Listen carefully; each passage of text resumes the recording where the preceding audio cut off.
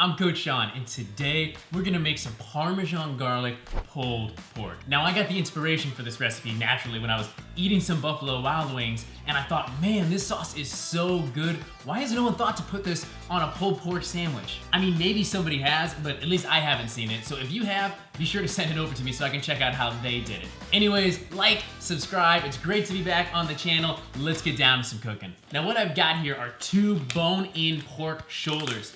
I got these at Costco. Costco is where I get all my meat. Bang for the buck, I think Costco has the absolute best meat in the business. Now, these 2 slabs are absolutely gorgeous. The first thing I'm gonna do is I'm gonna give them a little pat down on the outside, just to get some of that packaging liquid off so that we can apply a proper binder and get our seasoning on there. So looking at these pork shoulders, you can see we've got our bone running through there. We've got a beautiful fat cap on the outside, and I'm not gonna do too much prep work to the outside. About the only thing I'm going to do is I'm gonna score the top just to get through that outer fat layer so that when I start seasoning it, I can get a little bit of seasoning down on the meat as opposed to seasoning the fat up on top. Outside of that, I'm just gonna season these porks, throw them on the Traeger, and we're gonna have some great barbecue. Now, as far as seasoning goes, everything is going to be done with the intention that we are going to smother these in a delicious homemade Parmesan garlic sauce. So normally barbecue lore says you have to rub your pulled pork with yellow mustard. I'm going to opt for some olive oil today because that just seems to fit the build of what we're trying to accomplish. Now, if you don't have any olive oil, any binder will really work here. I've seen yellow mustard, I've seen Dijon mustards, I've seen soy sauce, tons of different things you can do, and I've even seen people elect to not use any binder at all. Once these are good and rubbed, the very first seasoning we're gonna put on these guys is kosher salt. And remember, we've got, what, close to 15 pounds of pork here. Go heavy with the salt. We're only seasoning the outside of these right now. I don't think I've ever over-seasoned pork shoulder. And you can see that I'm using a generous amount of salt all around the outside. And as I said earlier, remember, we're gonna make sure we get seasoning down through that fat cap onto the meat. Now, as I mentioned, everything we do with our seasoning is going to revolve around the fact that we want a Parmesan garlic pulled pork to happen in the end.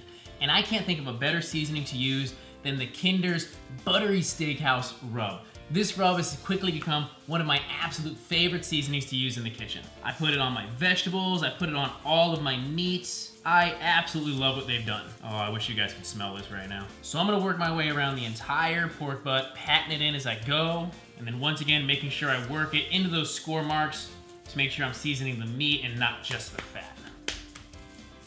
Now, you might be thinking, why am I not using anything like chili powder or paprika or anything like those traditional seasonings you normally see on pulled pork?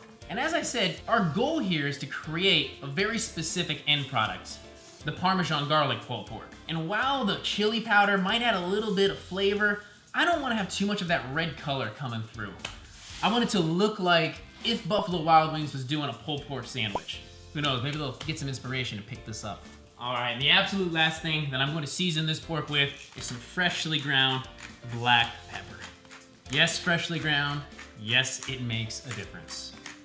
Wedding, honeymoon, amazing, fantastic. I would go back in a heartbeat, but damn, does it feel good to be back in the kitchen. Okay, these pork butts smell absolutely amazing. I'm excited to get them on my smoke. Now, the way we're gonna cook these butts is I'm gonna head out to my Traeger, and I've got it set for 250 degrees. Now, if it fluctuates anywhere from 225 up to 275, I will be happy with that. I'm looking to do an initial smoke about 4 to 6 hours. We're gonna see how long it takes to get a good amount of color on the outside, get a little bit of bark formation, and then we're gonna look to wrap these pork butts up at about that point and let them coast up to that final temperature so that they're super tender and super moist for our Parmesan garlic sauce in the end.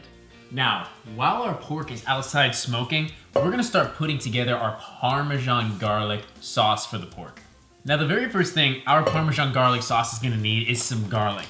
Now, I put mine in some aluminum foil along with some olive oil so that I could roast my garlic before adding it. This step is optional, but I'm really excited about it. So we're just gonna squeeze that right in there. Oh my God, if you could smell this. Nothing like roasted garlic.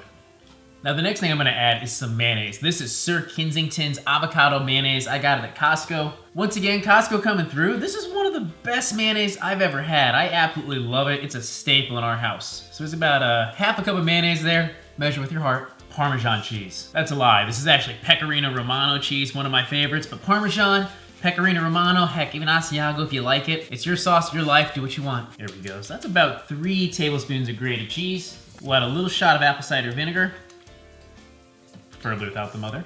A little bit of lemon juice. Half a teaspoon kosher salt. And then we're gonna hit it with a little bit of red pepper flakes. What I like to do is put this into my hand. Oh, not that much. That'd be a very aggressive sauce. And I like to crush it just to break it up just a little bit. And then wash your hands, don't go touching your face with that. A few more spices, a little bit of oregano, and just a hit of basil as well. Love that sweetness that the basil brings. Just a touch of thyme. And we'll do that the same way, just grinding it up in our hands. And then we're gonna finish with some freshly ground black pepper. Now, let's go ahead and mix this up. You see that I'm making a nice little small batch here. If I wanna add a little bit more, I can create a larger one if you want to. The aroma is amazing right now. All right, let's give it a taste. Wow. I gotta say, the roasted garlic, optional, but you need to do it. I'm not gonna finish seasoning right now. I'm gonna let it sit like this, put it in my fridge, allow it to get nice and cold, because that's the temperature I'm gonna serve it at. That's the temperature I want to season it at. So, I'm gonna push it right down into the bottom of the bowl. Then I'll pop a little saran wrap on the top of this and we'll put it in the fridge for a few hours while our pork finishes cooking up. So we are out here at the Traeger, right about the 2-hour mark. We're gonna go ahead and check on our pork and we're gonna see how it's looking. So like I said, about the 2-hour mark, we're looking real good. Beautiful color right there on the outside. Starting to render a little bit of fat. See a little bit of pullback starting around that bone. You can see we got a little bit of split going on here. So I'm gonna go ahead and add a little bit more seasoning to those spots. Nice little light dusting. Just to keep every little piece of exposed meat seasoned. And I'm not gonna spritz these since I'm gonna end up wrapping them. They'll be nice and moist by the end.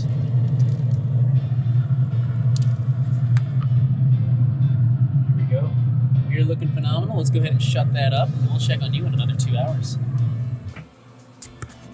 All right, guys, we are right at the 5-hour mark, so we're going to go ahead and check out our pork butts and see how they're looking.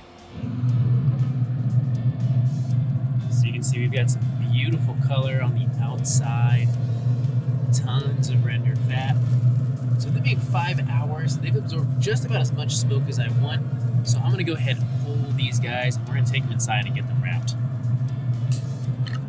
All right, guys, so these are our pork butts. We just took them in. To recap, we've smoked them for 5 hours. They've absorbed about as much smoke as I want them to grab for this specific recipe. And you can see we've got beautiful color. The aroma is amazing. And the little spots that I've picked off and tasted right now are phenomenal. I love what that Kinder's Buttery Steakhouse rub does to some pork. So we're gonna go ahead and wrap these guys up. So I'm gonna set these aside while I get my station set up. And of course, we've got Kirkland aluminum foil, because you know I buy everything from Costco. So I've got 2 sheets here offset just a little bit, and then I'm gonna go ahead and take my first pork butt, put him down, and then I'm gonna add a little bit of basting liquid. This is just some veggie stock I've got lying around. The can was open, so it's gonna do a good job just adding a little bit of flavor, but a lot of moisture to help this pork really render.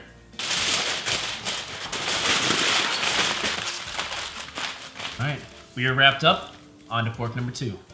All right, so we got both our pork butts wrapped up with a little bit of vegetable stock to help them really render and speed up that cooking process. These are gonna go back onto my Traeger. I'm gonna bump up the temperature to 275 since they're wrapped. I just wanna speed up that cooking process. And I'm gonna keep going until they hit about 200 to 205 degrees. But ultimately, when you're doing a bone-in pork shoulder, you wanna go until that bone can easily be pulled out. So I'm gonna guess these are gonna take about another 3 to 4 hours, but we'll see how long they take. What's going on, guys? So we are at the 7.5-hour mark of our smoke. I just checked the pork and I'm gonna show you what I'm looking at before I pull it. So you see I started peeling back some of the aluminum foil here. We got a lot of things going on. So we've got tons of liquid down there at the bottom. You can see that all of the meat is starting to pull back from that bone. This is looking phenomenal.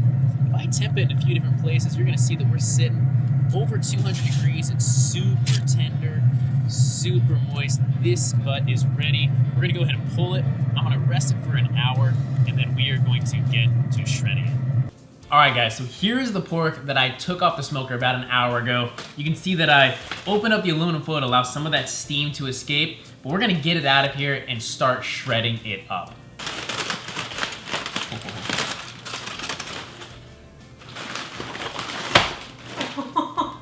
Whoops. So as you guys can see, beautiful color on the outside, no paprika, no chili powder to give it any of that red. That's just pure smoke that we picked up. And remember that thing we were looking for? We want that bone to just easily come right out. Completely clean. That is wonderful. And you know the only way to shred some pork. Oh, there we go. Beautiful job here. Shredding wonderfully.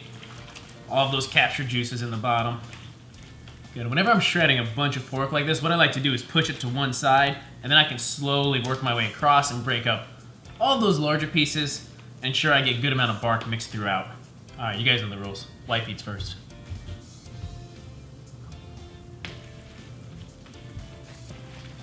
How was it? She said good. That's so good. Oh my God, that is fantastic. I think my biggest takeaway from this pulled pork so far is how delicious it is. With only seasoning, with that salt, pepper, and that Kinder's Buttery Steakhouse. Absolutely wonderful flavor in here. I don't even need to add any barbecue sauce, but we're going to. So what we're gonna do is we're gonna go ahead and grab our Parmesan garlic sauce, and then we're gonna take a little bit of that pork, throw it in there, and we're gonna see how this all comes together. So there it is. You can see it's chilled out in the fridge. For a few hours now, it's really come together. Now, as I mentioned earlier, I didn't want to season this until it hit the temperature that I was going to toss it with the pork with. Honestly, it's phenomenal. I don't want to change a damn thing about it. So we're going to do this Buffalo Wild Wing style. I'm just going to take a bunch of this pork. We're going to toss it in there, and we're going to sling it like some wings. All right. We're looking good and mixed. Let's see how we did. Oh my God. Why is this not on every barbecue menu ever? The roasted garlic, I know I said it was optional. It's not optional, you need to do it. The pork is just juicy and it's so plain. It's like a nice, beautiful canvas to just soak up all of that Parmesan garlic sauce. I'll tell you what you need is you need some good sweet Hawaiian buns to just take this, toss it right on top. Oh, a little coleslaw, blue cheese, carrots, celery, just like Buffalo Wild Wings. I'm not gonna lie to you guys, it looks goofy. But this is one of the best pulled porks I've ever had. More people need to do it this style. So if you enjoyed this episode of Coach Sean's Kitchen, be sure to like this video, hit that subscribe button, leave a comment down below. Let me know what you guys want to see next. And if you haven't followed me on Instagram, be sure to do so. I want to thank you for tuning into this episode of Coach Sean's Kitchen. And as always, you can make anything homemade and healthy.